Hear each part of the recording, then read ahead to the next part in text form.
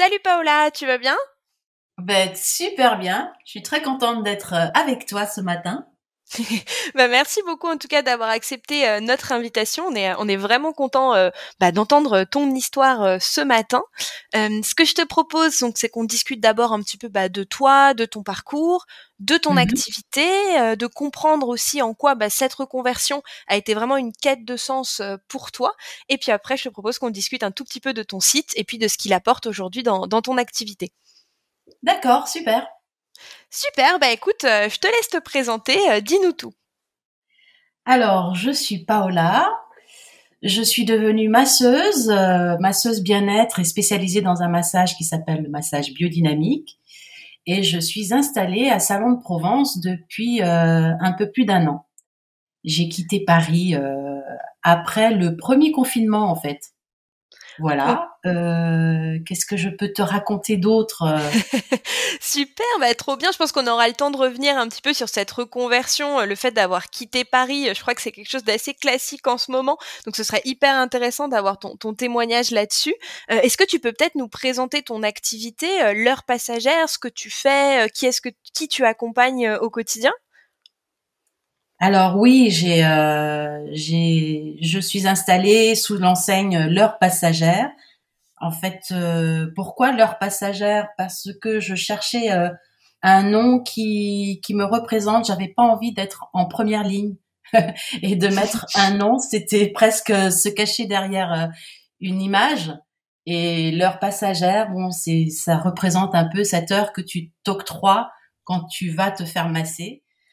Alors, le massage bien-être peut être un temps de vraiment cocooning, mais moi, ce que j'avais envie de faire, c'était vraiment d'accompagner des personnes qui seraient en souffrance, entre guillemets, souffrance physique, souffrance mentale, un moment de vie qui est difficile à passer et tu te permets en fait de laisser ton corps parler, de cette souffrance-là. Voilà, le massage, c'est un peu ça, c'est aussi cet accompagnement-là. Donc, moi, je travaille beaucoup avec des personnes âgées en ce moment. Je travaille en EHPAD également, donc. Et j'ai accompagné des personnes aussi malades qui traversaient une épreuve de la maladie, un cancer, je sais pas moi, ça peut être autre chose bien sûr, mais ça c'est des choses qui me viennent en tête parce que je vois des visages qui défilent là comme ça. Et c'est avec le massage biodynamique dont je te parlais au début que je peux faire cet accompagnement là. Parce, vas-y, tu voulais me poser une question? Non, ouais, super. Alors, massage biodynamique, est-ce que tu peux nous expliquer un petit peu ce que c'est? En quoi c'est différent d'un massage plus classique? Qu'est-ce que tu entends par massage biodynamique? Oui, en fait, bon, moi je suis formée au massage bien-être, c'est-à-dire le massage que tout le monde connaît un petit peu. C'est en fait, quand tu es formé dans une école de massage, on te forme à plusieurs techniques de massage différents. Donc, par exemple, le californien, c'est un des plus connus. Le suédois, le massage suédois, le massage thaï, l'ayurvédique aussi, que je ne pratique pas beaucoup d'ailleurs, parce que je trouve que il faudrait l'approfondir beaucoup la formation pour pouvoir le proposer. En fait, ça c'est une idée que je me fais moi. Hein. Mmh. Et après ma formation de massage bien-être, j'ai voulu continuer et me spécialiser dans un toucher un peu plus affiné. Et j'ai choisi le massage biodynamique qui était proposé dans l'école dans laquelle je m'étais formée. Et ce massage-là est un massage qui travaille beaucoup avec. En fait, on travaille avec le vivant dans le corps, la pulsation. Même quelqu'un qui est au plus bas de sa forme, il y a toujours quelque chose de vivant en lui. Et c'est en stimulant le corps d'une certaine façon qu'on arrive en fait à l'aider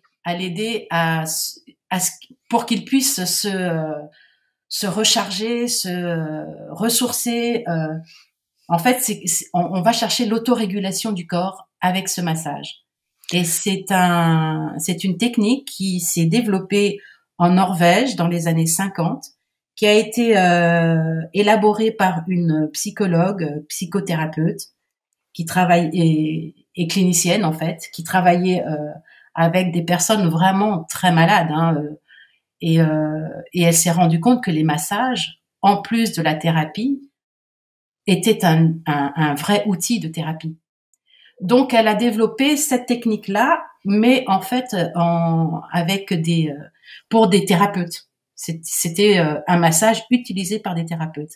Et moi, j'ai appris les massages sans forcément avoir ce côté thérapeutique du thérapeute qui va accompagner dans un processus thérapeutique vraiment. Moi, je suis vraiment dans la partie du bien-être en fait, du mieux-être. Je vais pas essayer de résoudre le problème que quelqu'un aurait ancré en lui. Je vais juste aider le corps à mieux le vivre. Voilà, c'est ça.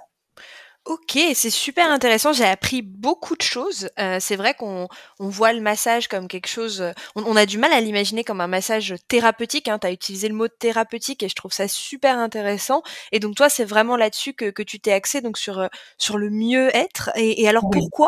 pourquoi cette volonté? Est-ce que tu peux nous raconter un petit peu, comment tu as construit, ce projet et puis comment tu es passé à l'acte aussi, hein? Parce qu'évidemment de l'idée, de l'envie jusqu'à, eh bien, je monte ma structure et puis, dans ton cas, je déménage pour le faire. Je sais qu'il y a pas mal d'allées et venues. Donc, est-ce que tu peux nous raconter un petit peu ton parcours et comment t'en es arrivé là? Oui, ben écoute, c'était très long. Effectivement, c'est un parcours très très long, un vrai parcours du combattant, je dois dire. Au début, tu démarres avec rien, même pas l'idée d'ailleurs. L'idée, elle est arrivée comme ça, comme une évidence, mais au départ, non, non, il y avait rien du tout. En fait, moi, je menais à Paris une vie tout à fait, on va dire, ordinaire quelque part, parce que j'étais juste pas femme au foyer, mais presque. Enfin, je travaillais évidemment, mais ma vie tournait autour de ma famille, mes enfants, voilà. Donc, et bon, mon travail évidemment accessoirement, mais c'était quand même le plus important, c'était ma famille. Et puis les choses ont fait que la vie a évolué. Les enfants ont grandi, donc ils avaient quand même moins besoin de leur maman, tout simplement. Et puis bon, je me suis séparée, ça c'est pour rentrer dans la petite histoire perso. Et du coup, je me suis retrouvée avec ce gros dilemme devant moi de savoir mais qu'est-ce que je vais faire de ma vie. En fait, ce que je vivais ne me suffisait plus. Et j'avais envie de quelque chose d'abord de me retrouver déjà, de me reconstruire, de me retrouver et d'avoir un but en fait. Et j'ai beaucoup réfléchi. Je suis quelqu'un de très comment dire, j'étais très introvertie et en fait un jour je me suis réveillée avec cette idée, tu vas être masseuse. Alors pourquoi cette idée? Parce que je me faisais jamais masser. Je ne connaissais rien au massage. Je ne savais pas masser, évidemment. Je ne savais rien du tout. Et pourquoi cette idée? En fait, tout simplement, j'avais envie d'aller vers l'autre et d'aider les autres d'une façon ou d'une autre, mais je ne savais pas comment. Euh, J'aurais pu me dire, bon, je vais être infirmière. Tu vois, Mmh. j'avais envie d'apporter quelque chose de concret. Mais bon, être infirmière, ça me paraissait complètement impossible. Et c'était trop compliqué. Il fallait faire des études vraiment. Et je me disais non, ça c'est pas possible pour moi. À l'âge que j'ai, c'est bon les études. J'ai donné, donc voilà. Et je me suis dit bon, être masseuse c'est peut-être un peu plus abordable. Alors ça m'a pris un an avec l'idée et le début du démarrage quand même. Hein. Mmh. Donc le temps de trouver une école, savoir quelle école, parce que tu as toutes sortes d'écoles. Tu tapes sur Internet formation massage, t'en as plein qui s'affichent et t'as de tout en fait, t'as de tout. Donc j'ai vraiment tâtonné. Je suis pas allée aux portes ouvertes. Vraiment, je me suis laissée en fait guider tout le temps par un instinct, mais vraiment profond. Et j'ai trouvé cette école qui a été pour moi une ouverture Une libération quand j'ai mis les pieds dans cette école pour le premier module que j'ai fait en module test, on va dire, c'était une introduction au massage. Je me suis dit voilà, c'est là, c'est super, je vais pouvoir y aller. Et ça, c'était en 2017, mars 2017. Donc tu vois, ça fait, on est en mars là, 2022. Oui. Donc j'ai commencé mon premier module d'introduction et j'ai adoré. J'ai tout aimé le massage, la façon dont il était enseigné, parce que c'est pas évident non plus hein, de te dire tu vas masser des personnes, des inconnus qui vont se mettre presque à nu devant toi. Moi, c'est quelque chose que je ne pratiquais pas du tout. Donc déjà, me retrouver devant un inconnu ou une inconnue, c'était un peu compliqué pour moi et je me disais peut-être que je n'y arriverais pas en fait, tout simplement. Bah, oui, alors c'est super intéressant ce que tu dis, je pense aux personnes qui nous écoutent. Est-ce que tu peux nous raconter un petit peu? Parce qu'effectivement, tu démarres une activité que toi-même tu consommes pas, dans un parcours, alors peut-être que tu peux nous dire combien de temps ça dure, la courbe de progression. Est-ce que vous commencez à masser des gens, dès le début? Est-ce que c'est un petit peu comme en interne, quand on est en médecine? Est-ce que vous observez pendant très longtemps et vous passez à l'acte au bout d'un moment? Comment ça s'organise tout ça? Ben non, en fait, c'est très très bien fait hein, parce que justement, tu masses tout de suite. D'accord. Alors, au départ, évidemment, il y a un petit temps où tu observes, et puis après, tu rentres tout de suite dans le jeu de l'action, en fait. Et la formatrice est là et elle te guide pas à pas, pratiquement. En fait, comme on est un groupe, en général, on est un groupe plutôt pair, et donc, en fait, on se masse les uns les autres. On se met en binôme, et un coup, tu reçois, un coup, tu masses. Et en fait, tu apprends énormément en recevant, évidemment. Donc le parcours que j'ai fait, bon, pour être ma sœur, il y a vraiment un nombre d'heures de pratique, de théorique et de pratique qui est imposé aussi, bon, par l'école et puis par moi j'ai choisi une école qui était affiliée à la Fédération française de masseur bien-être. Donc la Fédération française de masseur bien-être veille à ce que les stagiaires aient vraiment un nombre d'heures de formation et de pratique. D'accord, et alors est-ce que tu te souviens de ton tout premier massage? Alors oui, je me souviens. Alors moi, je m'étais un peu, avant de commencer, je m'étais un peu entraînée en amont. J'avais regardé des vidéos sur Internet, mais bon, ça ne vaut pas du tout la formation. Hein. Mais j'avais déjà commencé à massauter, on va dire, les proches déjà. Et puis quand j'ai commencé à masser à l'école, ben du coup, il me fallait pratiquer aussi en dehors de l'école.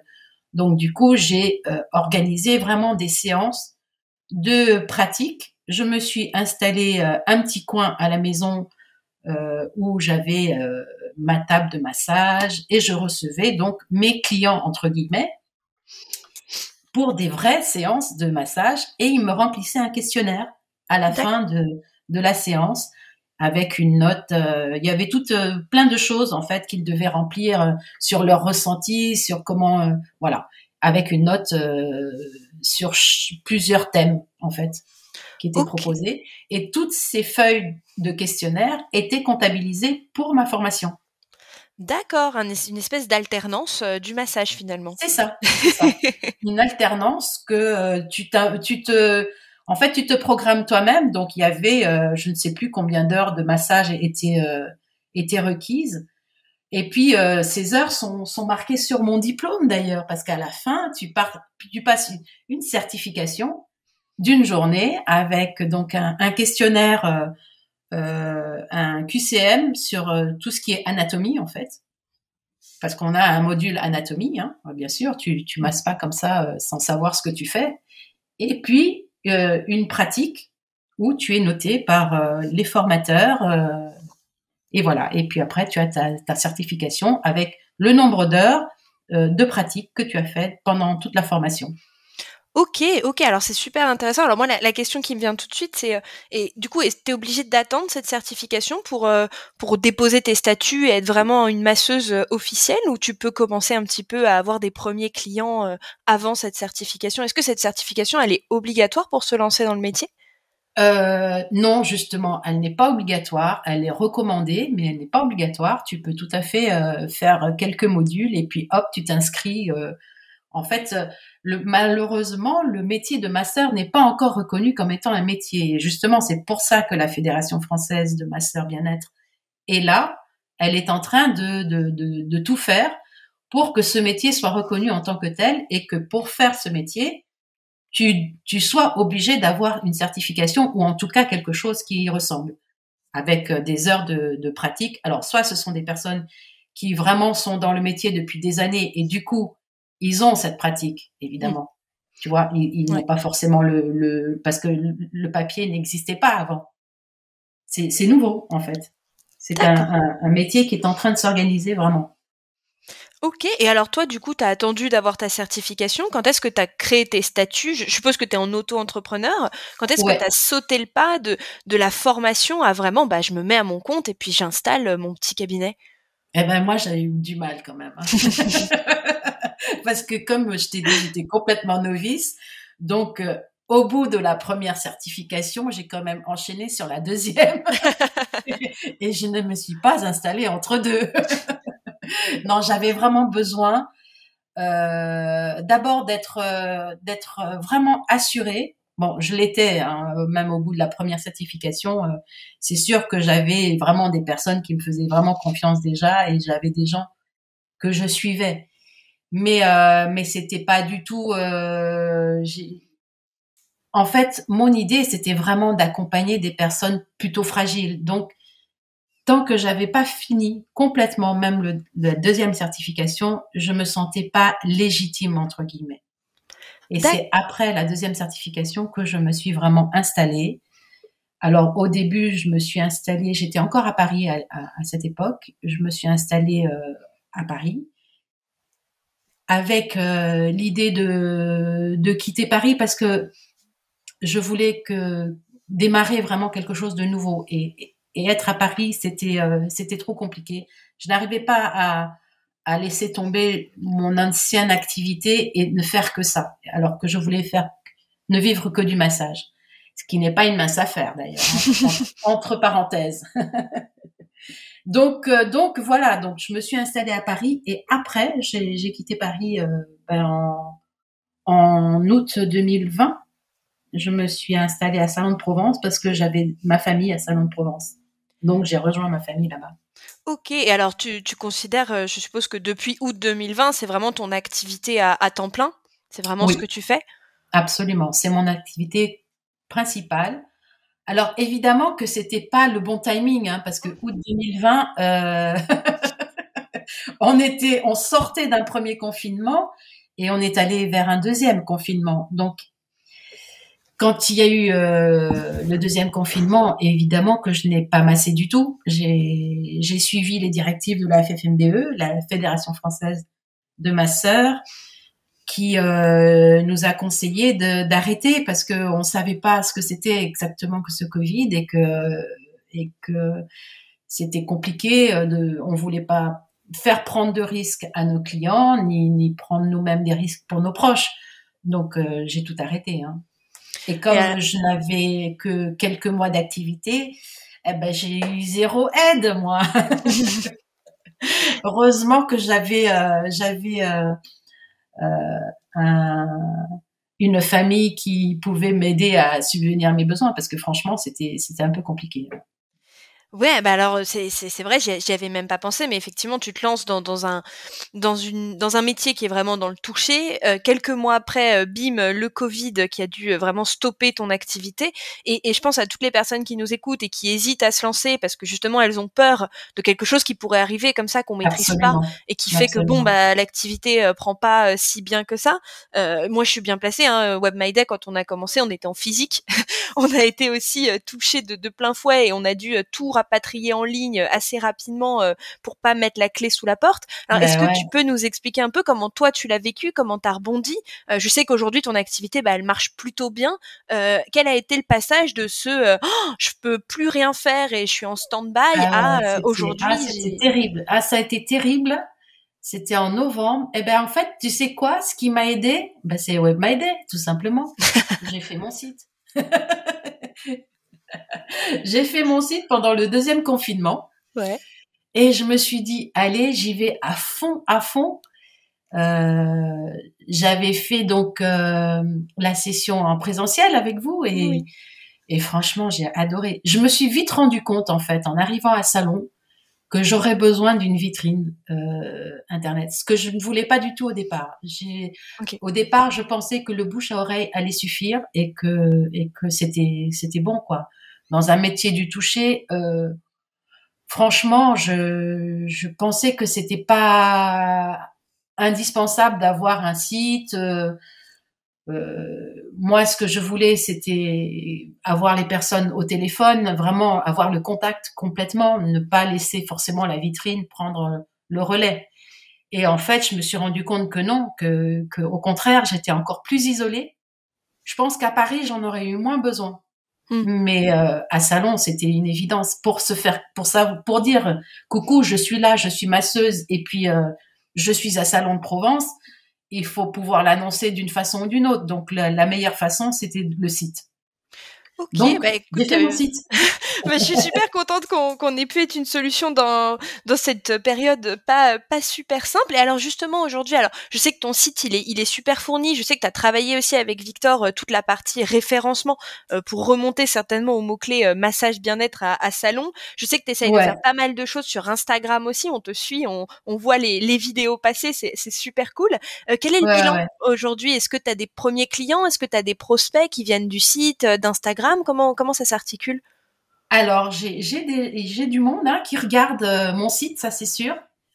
Après, ils me disent pas forcément qu'ils ont vu mon site quand ils me voient pour la première fois. Il y a les deux en fait. Le site est presque un relais, je dirais en fait. Instagram, on m'a conseillé de vraiment fournir du contenu sur Instagram parce que c'était quelque chose de vraiment vu. Et je pense qu'effectivement, ça a beaucoup évolué quand j'ai commencé à mettre des choses sur Insta en lien avec mon site. En fait, tout est lié finalement. Donc, ils voient mon Insta, ils vont sur mon site et ils m'appellent. Ah, c'est super intéressant ce que tu dis et parce que c'est vrai que dans le massage, tu vois, moi par exemple qui suis quelqu'un de timide, j'aurais beaucoup de mal à rentrer en contact avec toi s'il y avait pas une vitrine qui me montrait globalement, bah, les types de massages, le prix aussi, hein, savoir si je peux me le Ouais, permettre ou pas. Donc c'est vrai qu'en fait, peut-être que le site, sans être un tu vois, il y a peu de gens qui vont contacter une masseuse par un formulaire de contact. Sur un site, effectivement, non, je pense ça qu'on je pense recherche pas, le je pense contact pas. Ouais. humain, mais le site est là pour, bah, donner déjà toutes les infos pour te savoir si tu es la bonne personne à contacter. Exactement. Et puis, une masseuse peut correspondre à quelqu'un et pas à quelqu'un d'autre. Hein. Donc, c'est bien de pouvoir choisir comme ça, en fait.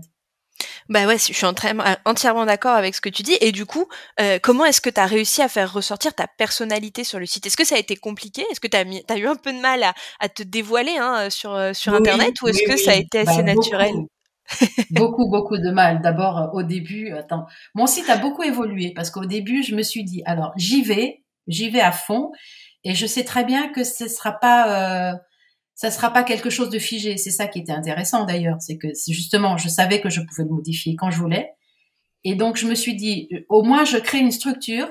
Et puis après c'est bon. Après, ça sera à moi de travailler dessus et de l'aménager un peu comme je veux en fait.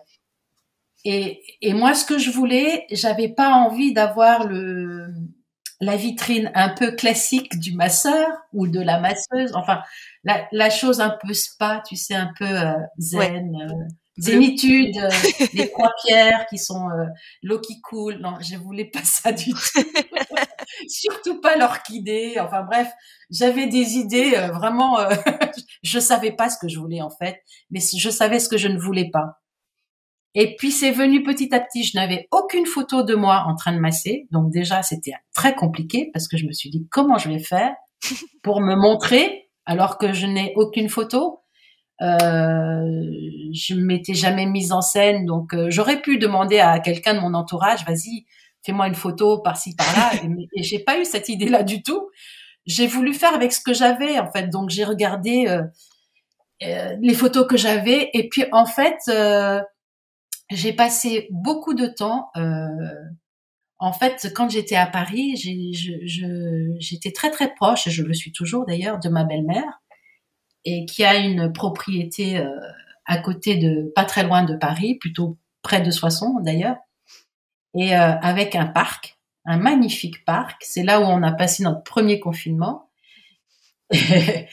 Et de ce premier confinement, on a vraiment vécu ce parc.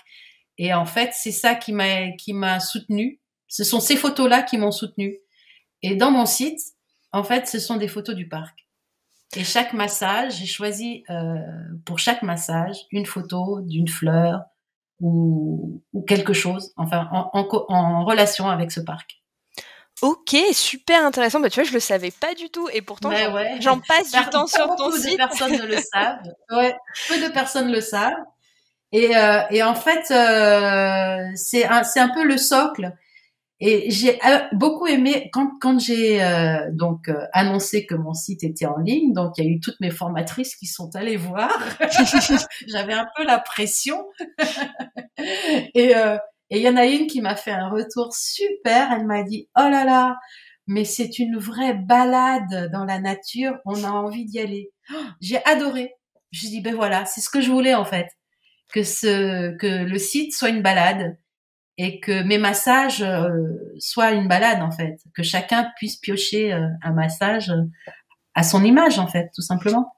C'est génial ce que tu dis et je trouve ça super inspirant. Tu vois, nous, on en a plein qui nous rejoignent chez Web My Day ou justement qui nous rejoignent pas parce qu'ils disent j'ai pas mes photos, j'ai pas mes textes. C'est vraiment un élément bloquant.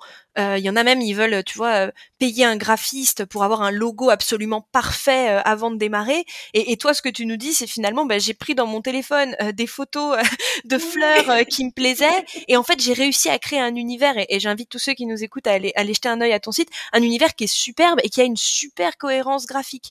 Moi, tu me l'aurais pas dit, pour moi, tu avais vraiment travaillé le truc, tu vois, t'es Mais non. parti dans la nature prendre des photos de fleurs et en fait se dire que c'est des trucs que t'avais dans ton téléphone et t'as Mais oui, et réussi. puis en fait, ce qu'il y a, c'est que ça me parle en fait. Tu vois, c'était des photos qui me parlaient à moi. Après, si ça rejoint les autres, je suis super contente. Mais en réalité, moi, quand je vais sur mon site, je sais pourquoi j'ai mis cette photo, en fait. Tu vois? Mmh.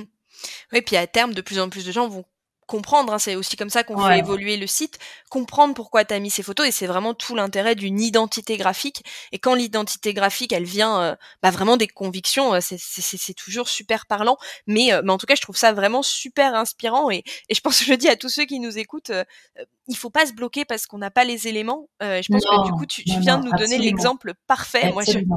Moi, je m'époumonne à l'expliquer à pas mal de monde au téléphone, mais je pense que je vais leur envoyer ce petit passage de notre interview parce que c'est vraiment ça en fait. Tu démarres avec ce que tu as et justement comme tu sauras le modifier, eh bien si jamais parce que les fleurs ça aurait pu peut-être ne pas te convenir, tu vois, et ben tu pourras toujours le modifier plus tard. Et Vraiment, je ouais, pense que l'important c'est absolument. d'y aller.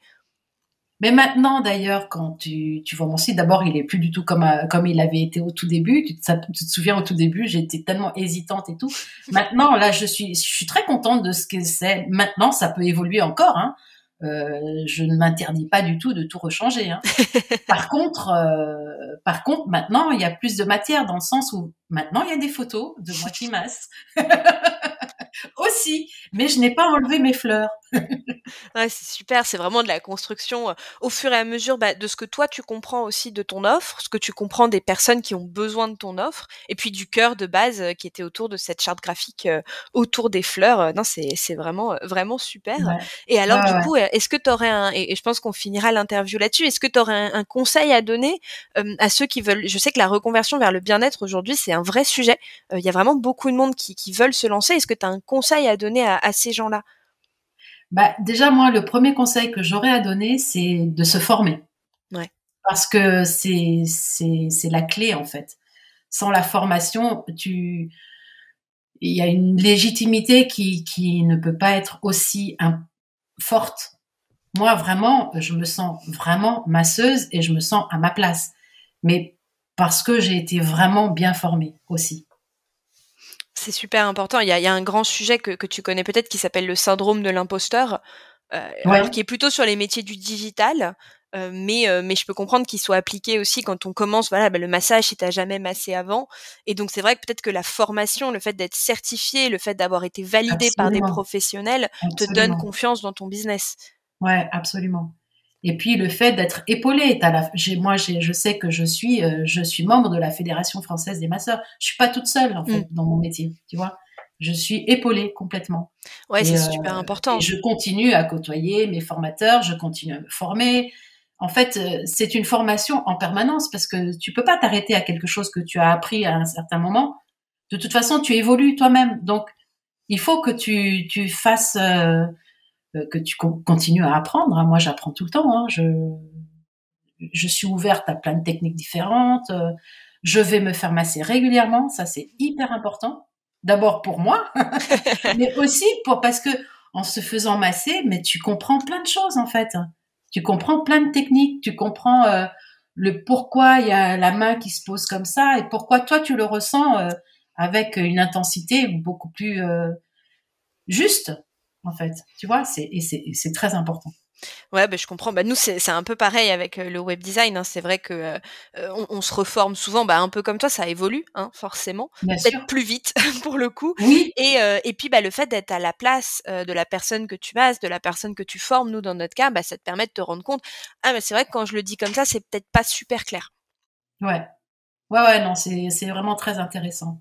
Et là, depuis quelques mois, j'ai commencé un cursus où j'interviens en tant qu'assistante de formation, de formateur, et c'est génial. Ah, c'est vraiment waouh. Tu vois les personnes évoluer parce que là, du coup, j'encadre avec la formatrice les stagiaires qui apprennent et tu les vois évoluer, mais c'est magique en fait. Je me dis, moi, il y a quelques années, j'étais à leur place. Ah, et je me dis, mais c'est fou le chemin parcouru et ça m'émerveille en fait, ça me touche énormément de les voir apprendre et tu vois les postures qui se mettent en place. C'est super, c'est super. C'est incroyable comme parcours. Du coup, si je résume, en 2017, c'est ça, hein, C'est ça. tu commences à chercher une formation ou tu rejoins une formation? Ouais, Et donc là, on est en 2022, donc 5 ans plus tard, tu es installée, tu as ton cabinet. Je sais que tu commences à faire des partenariats un peu, avec des ouais. partenaires stratégiques et là, tu te lances même dans la formation. Quel parcours!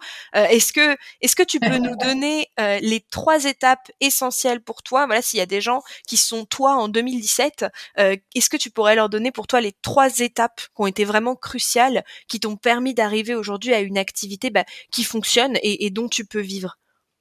Et ben les trois étapes, ça a été le choix de l'école.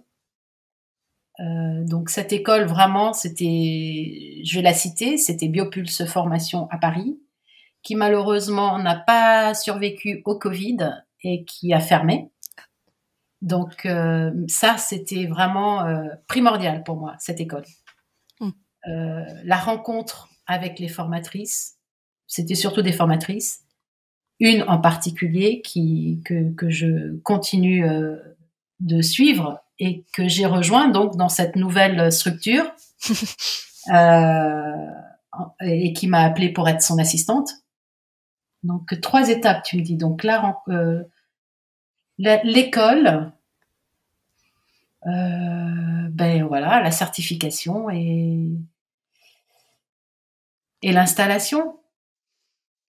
Ouais, ce sont ces trois étapes clés. OK. C'est cool parce Ouais. qu'on voit vraiment que tu es centrée sur ton métier. Tu vois, moi, souvent, quand je pose la question, on va plutôt me dire, déposer les statuts, ouvrir son Non, compte bancaire et je sais pas quoi et toi, c'est vraiment et on sent que c'est une vraie passion, quoi. C'est le premier truc que tu dis, c'est l'école. Le deuxième, c'est la certification qui est finalement la fin de l'école et le oui, troisième, c'est, se lancer et tu vois, tu laisses complètement de côté toute la partie administrative qui a dû être hyper pénible entre tout ça parce qu'en fait, c'est peut-être du détail pour toi, ce qui et tu l'as je pense qu'à chaque fois que je te pose la question, tu le répètes vraiment, le déclencheur pour toi, le sens de tout ce que tu veux faire, c'est apparu pendant cette formation. oui, absolument, absolument. Et puis l'accompagnement de ces personnes qui vraiment m'ont transmis leur passion déjà, tu vois. Donc je suis passionnée, mais parce que j'ai reçu une passion aussi. Ouais, bah, c'est super, c'est vraiment super intéressant. Est-ce que tu as un dernier petit truc à nous dire, avant qu'on termine? Un dernier conseil ou peut-être un petit bilan de ton activité aujourd'hui? Bah, oui, je pourrais dire que ça n'a pas été toujours facile, hein. C'est pas toujours, c'est pas la vie n'est pas un long fleuve tranquille du tout. C'est vraiment un parcours presque du combattant. Mais franchement, je pense que quand tu es animé par quelque chose qui te correspond vraiment, ou en fait moi je me suis reconstruite et quelque part je me suis retrouvée aussi. Et du coup, c'est même si c'est compliqué, même si il y a eu des moments où je me disais mais comment je vais faire pour en vivre, avec des doutes, vraiment des moments de grands doutes. En fait, il y a toujours cette chose au fond de moi qui me porte et qui me fait tenir en fait. Et je regrette pas parce que là, ça commence vraiment à devenir quelque chose qui ressemble à une vraie activité professionnelle. Et oh là là, mais c'est magnifique. Moi, le matin, je me réveille, mais je suis heureuse en fait. Je suis très heureuse. J'adore ce que je fais. Quand je vais masser en EHPAD mes petites personnes âgées, mais je suis tellement contente. C'est magnifique. C'est magnifique. Bah, merci beaucoup, c'est vraiment super inspirant comme témoignage. Merci. Moi, il m'a inspirée en tout cas. J'espère que les gens qui l'écouteront, j'espère que certains, ça va les pousser à se lancer. Je sais que c'est un truc qui est Bah, en tout pas cas, c'est facile, sûr. Ouais, mais c'est j'espère. sûr que il faut se lancer. Voilà. Mais en tout cas, merci beaucoup Paola. Merci 1000 Merci fois, c'était beaucoup. vraiment une super interview. Et puis, on espère te retrouver, sur la communauté. De toute façon, Absolument. Je on te suis voit très à fidèle, chaque moi. Je regarde webinaire. tout ce que vous postez. Merci beaucoup Merci beaucoup, Paola. Léopoldine. Et puis merci Merci. parce que tu mets vraiment à l'aise dans ce. Moi, j'avais un petit peu peur de ce podcast, mais franchement, c'est super. Merci.